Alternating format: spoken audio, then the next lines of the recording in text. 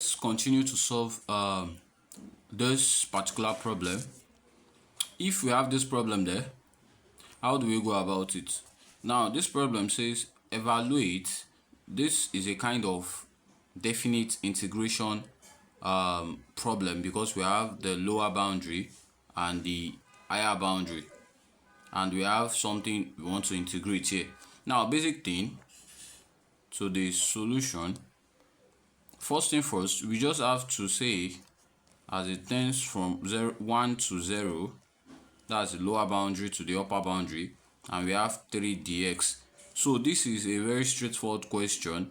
We are just going to be integrating this man here, and whenever we are integrating a constant, we are just going to be adding we are going to be multiplying x to that constant. So we have something like this. Then we write our boundary. This is just the concept here. So after this man here, we will now use our concept of the definite integration by imputing. This is the upper boundary. That's what we will impute for. That's 3 in place of x, put 0, minus 3 in place of x, put 1. So that will be what? 0 minus 3, and that is minus 3. So none of these options are correct. Now let's move to this question. Now this is a question under area under a curve, and this application of integration. So this problem, how do we go about this? Say find the area under the given curve y equals x squared. That is, y is a function of x, y equals x squared, and given line x equals 1 and x equals 2 and x axis. So all this English around it's kind of stressing, but the key thing to go about solving this particular problem is that first thing first, the solution. First thing first, we have to write the equation given. The equation for the area under the curve is y equals. Now the equation is what? Y equals x squared there. Now this next thing is to just integrate this x squared. After integrating, this is also under definite the definite integration. We are just going to be imputing our values there. Now integrating this man here, we have, let's say we have integrating x squared, right? So basically this is just the same procedure. They say x equals 1 and x equals 2.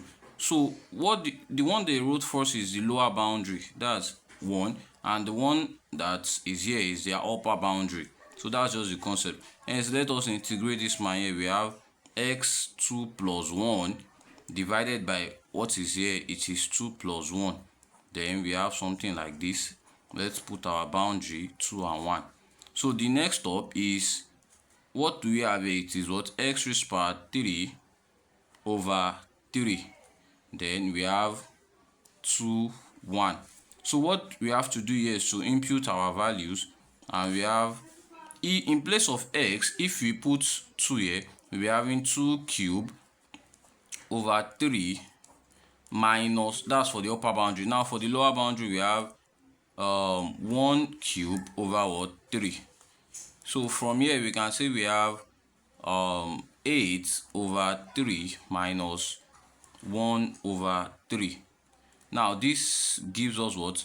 7 over 3 square. That's square units. So that's just how to go about solving this particular question, and that makes option A the correct answer. So this is under the application of integration. Just integrate the function given your equation, then look at the line. The one they write first is what? Your upper boundary, if not stated, but the one they write first is the lower boundary. Sorry, the one they write first is the lower boundary, while the second one is what? Upper boundary. Then you write it like this. You put the upper boundary here, the lower boundary here, integrate this man, then substitute your value, the upper boundary minus the lower boundary. So that's how to solve this question.